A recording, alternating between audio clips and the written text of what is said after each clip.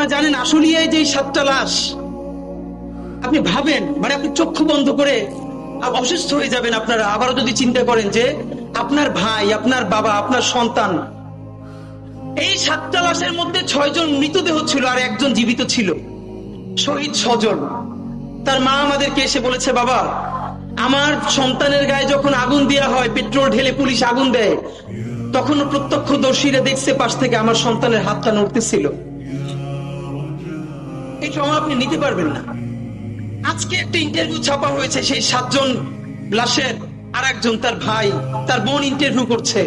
লাশটা যখন পেয়েছে, বলে, জানেন আমার ভাইয়ের মুখের মধ্যে থেকে এই পাশে একটা দাঁতও নাই। আমার ভাইটার চেহারা এত সুন্দর ছিল, ওরে কবর দেওয়ার আগে ওরে যদি পোড়াই না দিত, অন্তত ওরে জড়াই ধরে দুটো চুমু দিতে পারতাম।